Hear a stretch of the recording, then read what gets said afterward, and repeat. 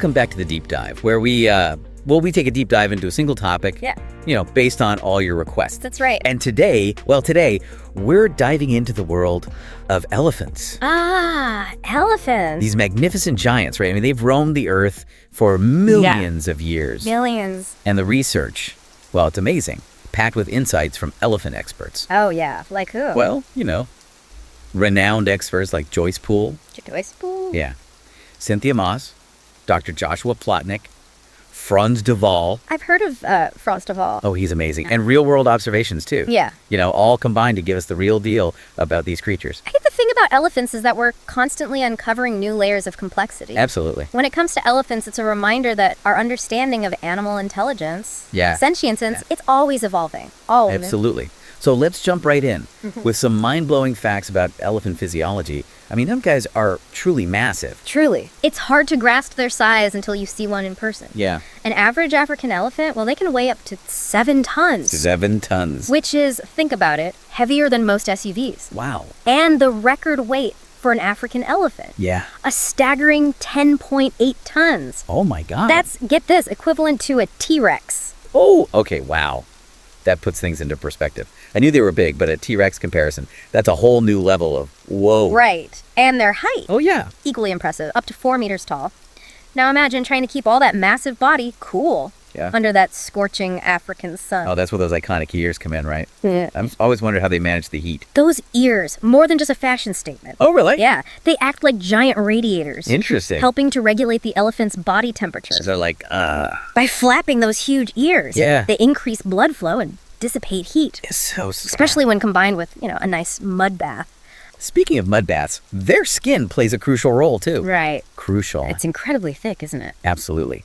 Elephant skin can be up to 2.5 centimeters thick, which helps protect them from, that harsh sun, Yeah. Those pesky insects. I can imagine. But don't let that thickness fool you. Okay. It's also surprisingly sensitive. Really? Yeah. So, mud baths. Essential. Yeah. Keeping their skin healthy. Makes sense. Moisturized. So it's like their own natural sunscreen and insect repellent. Pretty smart. Pretty smart. But with all that bulk, I bet they need a ton of fuel to keep going. You got that right. What kind of numbers are we talking about when it comes to their diet? Hold on to your hats, because an adult elephant can consume, get this, a whopping 170 kilograms of food daily. 170 kilos. 170 kilos. Of every day. Every day. Gosh. That's like, imagine 3 full-grown humans. Wow. Their diet, mainly plants. Okay. Grasses, leaves, fruits, bark. Basically anything they can reach with their, incredibly versatile trunks. Speaking of trunks, that's got to be one of the most amazing appendages I know, right? in the animal kingdom. I mean, it's not just for eating, A right? trunk is a multi-purpose marvel Yeah, controlled by, are you ready for this? I think so. Over 40,000 muscles. 40,000 muscles. Only 1,000. That's more muscles than most humans have in their whole bodies. It's true. No wonder they can use their trunks to uproot trees. Exactly. They can use it for powerful tasks like, digging, Yeah. lifting heavy objects, even stripping bark from trees. Oh, wow. But, it's also incredibly delicate. Really? They can use it to pick up a single blade of grass Wow. or, gently caress their young. So it's like a combination of a power tool Yep. and a delicate instrument. That's a good way to put it. Talk about versatility. Yeah.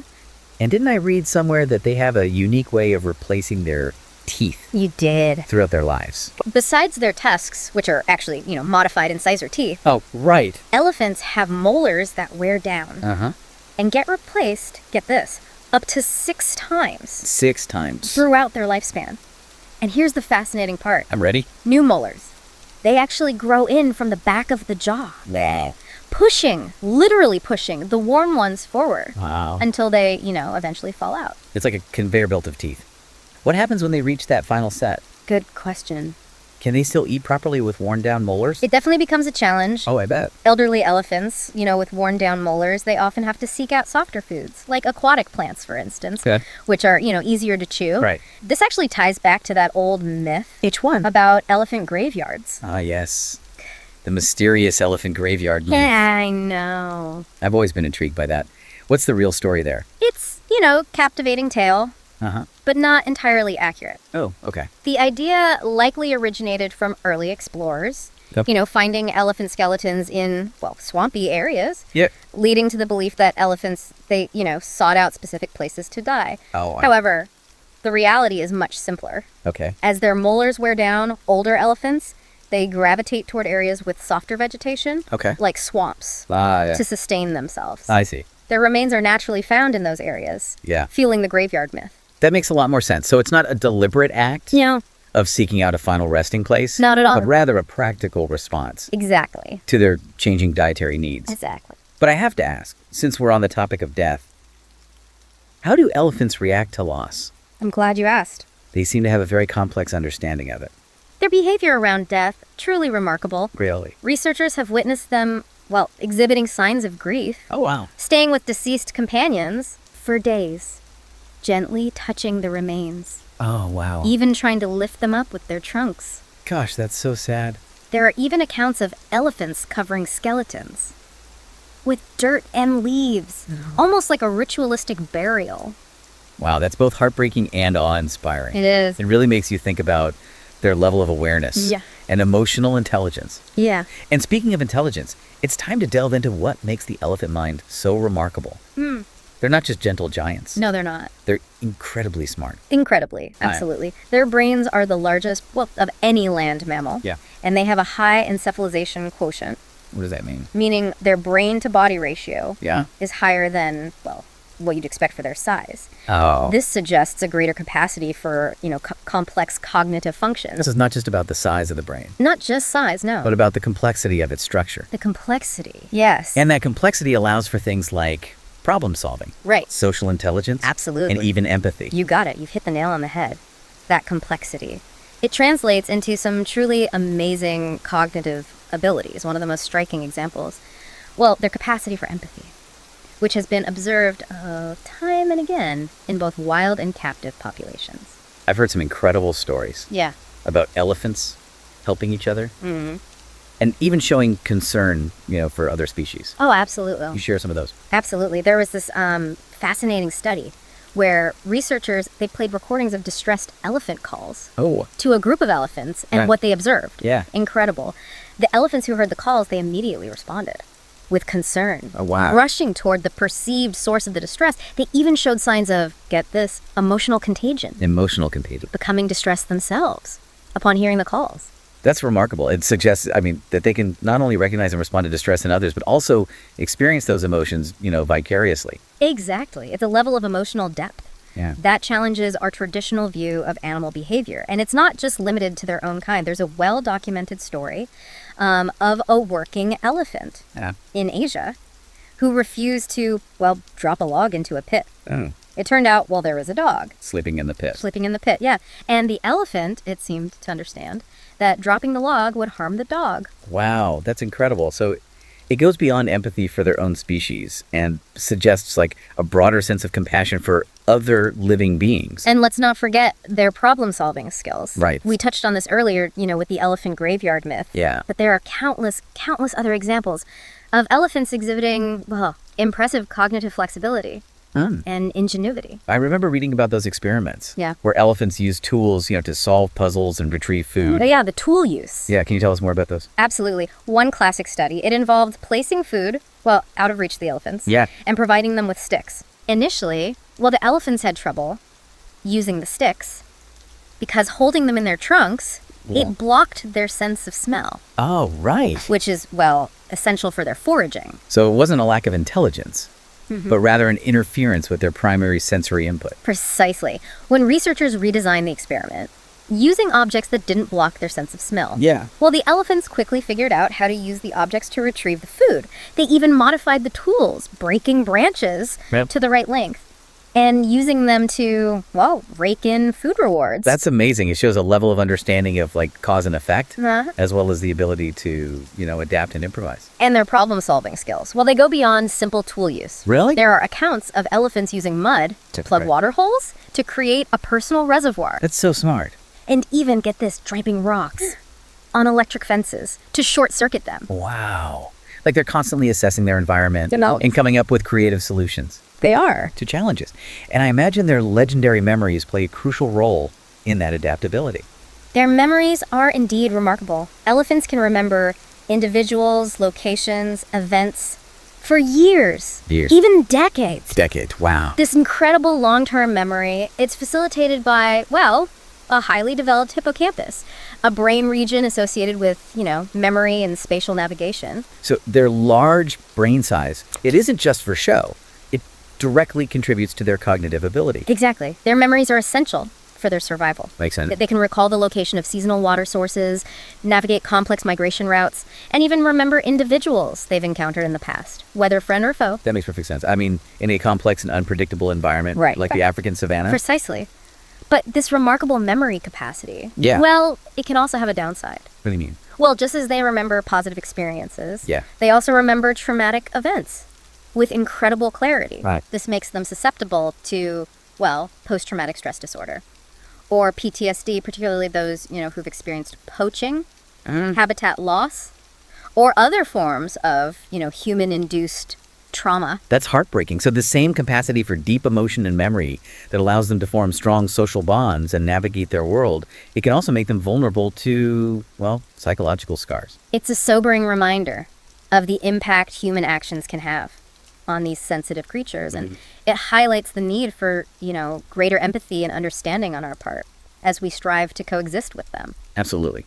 But let's shift gears for a moment Okay. and talk about something equally fascinating. Their communication. Communication? I know they're highly vocal. Oh, yeah. They have a variety of calls and rumbles. Right. But what else can you tell us about their communication system? Their vocal communication, it's just the tip of the iceberg. What's truly mind-blowing, well, it's their ability to communicate using infrasound. Infrasound. Remind us what that is again. Infrasound refers to, well, sounds with frequencies below the range of human hearing. Elephants. They can produce and perceive these ultra-low frequency sounds, which can travel, for miles, particularly in open landscapes. So they have like a secret communication channel that we humans are completely oblivious to. I know, right? What kinds of information are they sharing?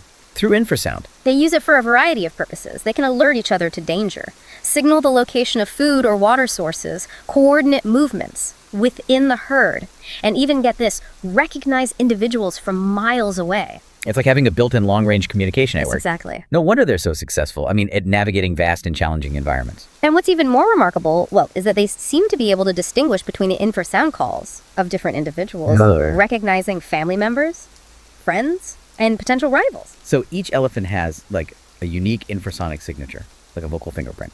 It seems that way. It allows them to maintain complex social relationships over long distances, a crucial adaptation for a species that relies heavily on social bonds for survival. That's incredible. It really makes you wonder what other secrets, are hidden within those low-frequency rumbles, stories we're only, beginning to decipher. It's a tantalizing mystery. And speaking of mysteries, there's another aspect of elephant communication that's even more, well, baffling. Oh, what's that?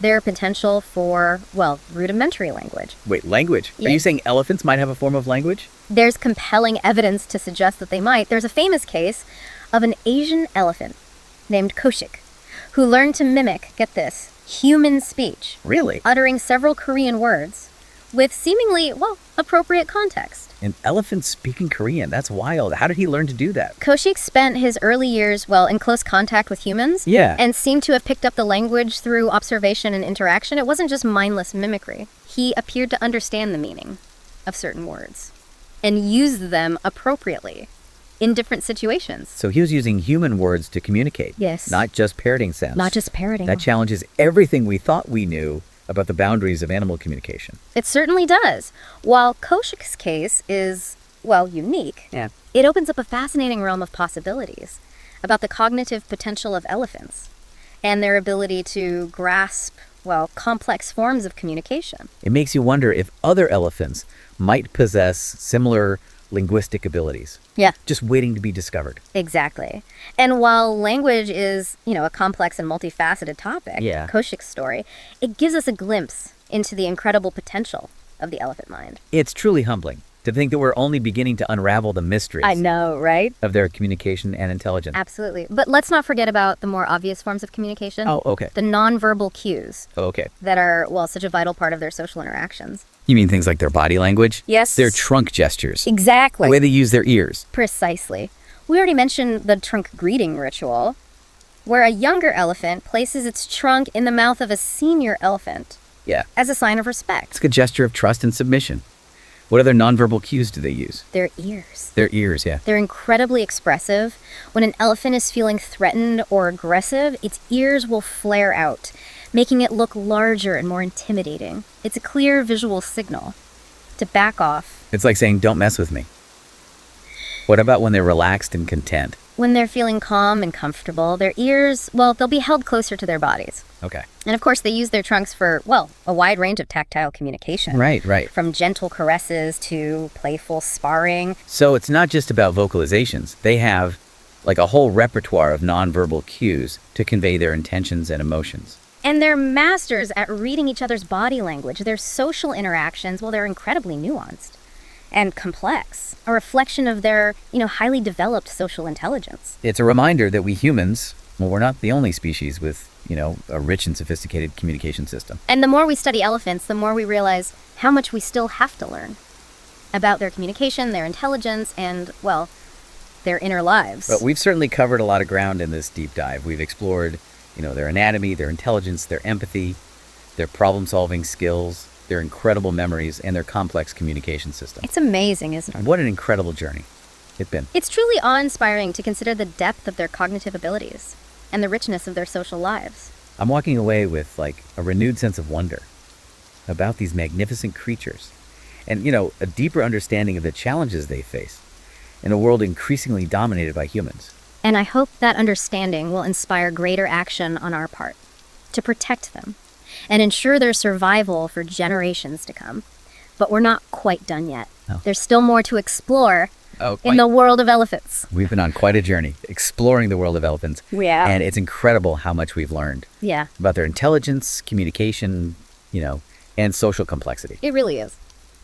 But before we wrap up this deep dive, I'm curious about something. Okay. We've talked a lot about the threats they face. Yeah. From poaching, habitat loss, and, human-wildlife conflict. What are some of the efforts being made to, protect these incredible creatures and ensure their survival? Well, that's a crucial question.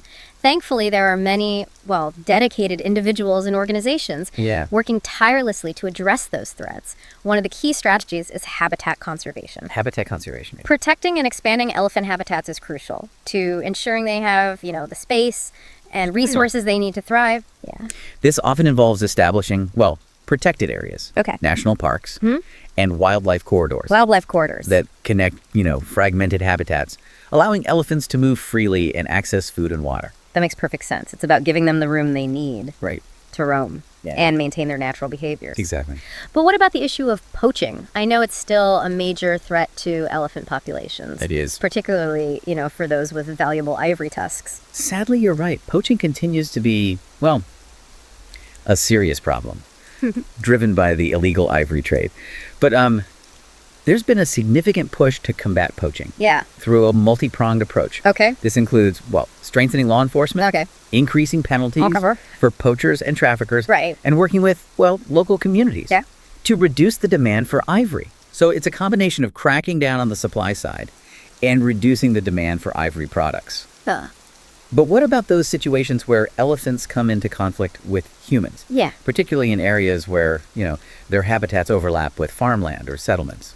That's a complex issue, and there's no easy solution. But there are innovative approaches Oh, good. being developed to mitigate human-elephant conflict.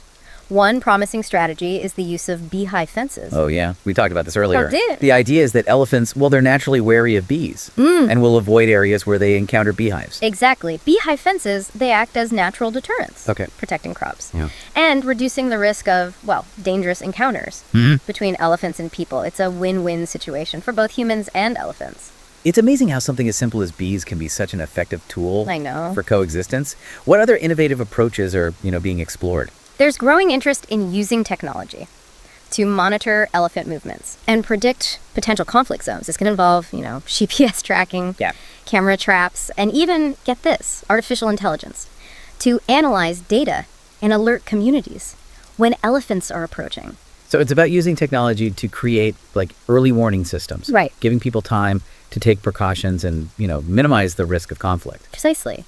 And there's also, a growing emphasis on community-based conservation. Okay. Working closely with local communities to develop, sustainable solutions that benefit both people and wildlife. Okay. This often involves educating communities about elephant behavior, promoting tolerance, and providing, alternative livelihoods that reduce reliance on activities that might harm elephants. It sounds like a holistic approach is essential. I think so, yeah. Addressing the root causes of conflict. Yeah. And empowering local communities to be, part of the solution. Absolutely. Conservation is, most effective. That's driven by collaboration. Yeah. And, a shared understanding. The importance of protecting these magnificent creatures. Well, it's encouraging to know that so many people are dedicated to elephant conservation. Yeah. It gives me hope that we can find a way to coexist harmoniously and ensure that, future generations can experience the wonder of seeing these gentle giants in the wild. I share that hope. It's a, collective responsibility to protect these intelligent and sensitive creatures, not just for their sake, but for our own as well. They play a vital role in,